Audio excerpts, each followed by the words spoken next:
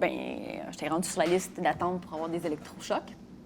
Puis ma psychologue a fait OK, on arrête ça, là. Tu n'es pas bipolaire, c'est une dépression postpartum.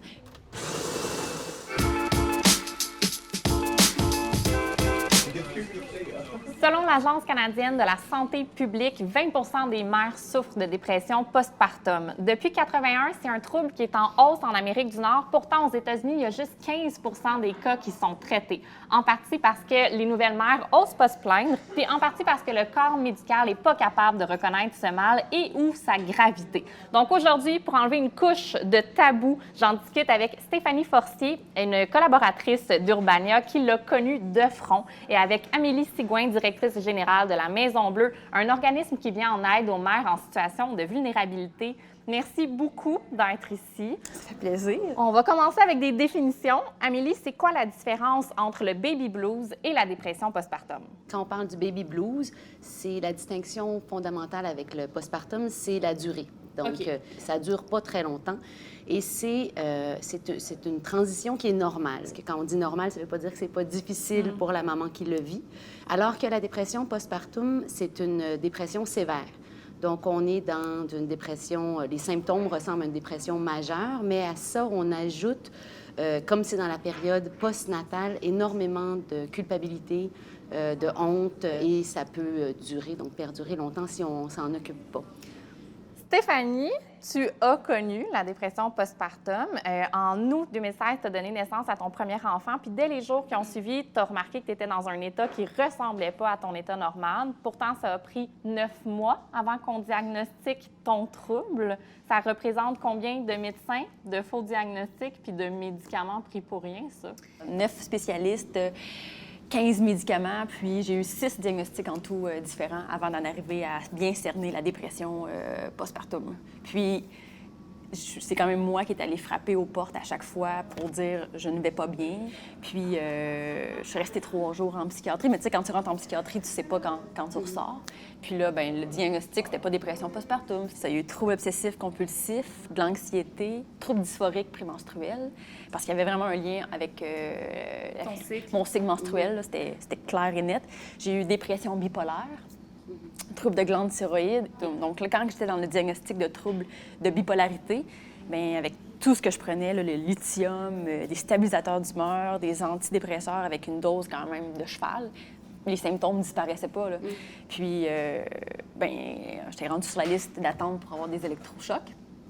Puis ma psychologue a fait OK, on arrête ça. Là. Ce que tu prends depuis le mois de janvier, antipsychotique, ce qui est destiné aussi aux schizophrènes, peu importe, ça ne te convient pas, tu n'es pas bipolaire, c'est une dépression postpartum. Puis, on t'inviterait à noter tes symptômes en fonction de ton cycle menstruel. Donc, ça a pris 9 mois pour qu'on puisse vraiment reconnaître. Oui, les hormones, on y croit.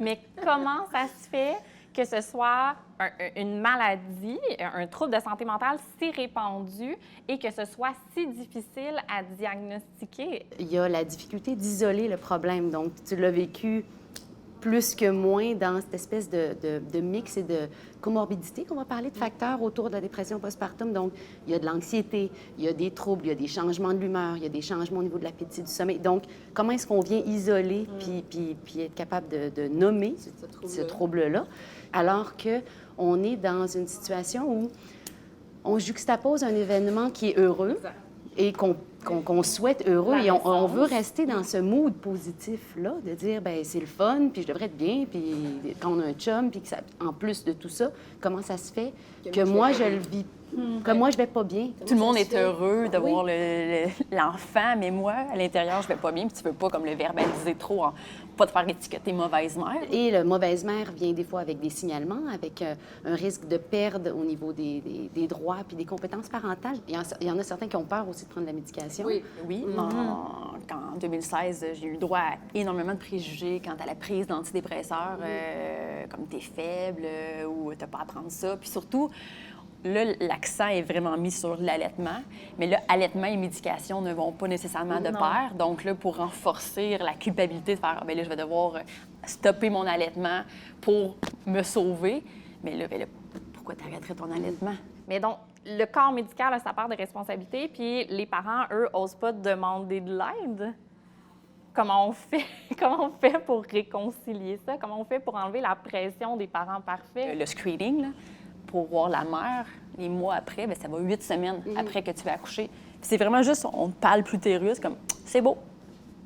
Tu peux retourner chez vous, ton utérus a repris sa forme, on pousse pas plus loin. Ah oui, puis ton allaitement, OK, ça va bien, OK, parfait. T'as senti un manque de soutien? Oh oui, oui, oui.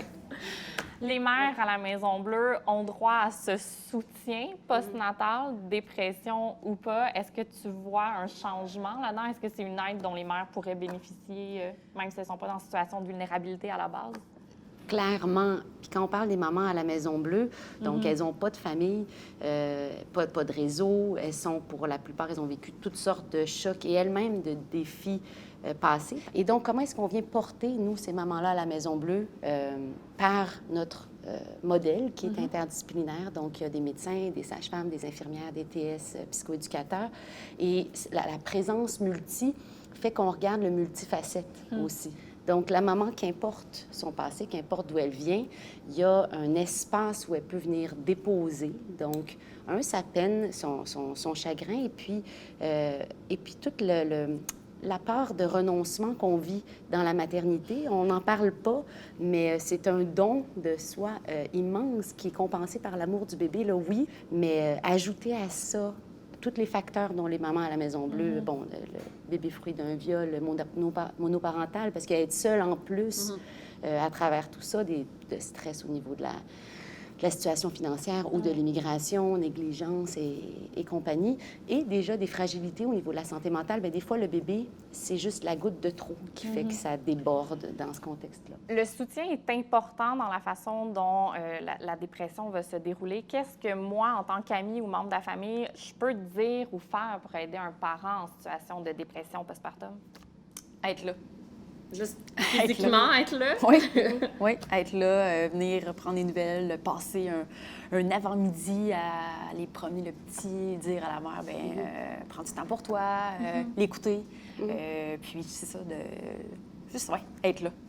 Mais c'est pas normal et c'est pas naturel d'élever cet enfant-là, puis je dis c'est pas de l'élever seul, mais de se retrouver seul dans la première année de vie de l'enfant, il y a quelque chose ça s'est jamais vu dans toute l'histoire de l'humanité et partout, Asie, Amérique du Sud, Afrique, c'est pas comme ça que ça se passe. Les femmes sont entourées, il y a un réseau, il y a une famille, c'est organisé en fonction, alors qu'ici, le cocon est le modèle nucléaire qui fait que tu te retrouves tout seul, puis ton chum, en effet, il s'en va travailler, puis à la limite, tu l'envies un peu. Puis je pense que les mères et les pères sont pas beaucoup prévenus alors qu'ils se préparent à devenir parents des risques de la dépression postpartum. Je pense pas que c'est quelque chose sur lequel on passe 1 heure dans les cours prénataux, à moins que je me trompe.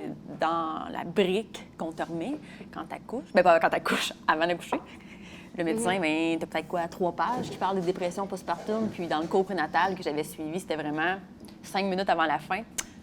Bon, les papas, si maman va pas bien, maman a de la peine, peut-être qu'elle fait une dépression postpartum super infantilisant, puis vraiment comme si le seul symptôme, c'était la tristesse. Moi, j'étais pas triste, j'étais juste comme la main sur un 500 volts, puis je pensais comme péter aux frettes littéralement à faire des crises de panique par-dessus crises de panique. Fait que c'est pour ça aussi les médecins ils disaient, bien, t'es pas en jogging pants sur ton divan à pleurer en écoutant Grey's Anatomy à longueur de journée, là. Fait que donc, t'es pas en dépression postpartum, mais c'est ça quand même. Mais le spectre de la santé mentale, en fait pas partie de la préparation. Fait à défaut d'avoir eu cette conversation-là, vous, avant d'accoucher, qu'est-ce que vous diriez aux futurs parents au sujet de la dépression postpartum?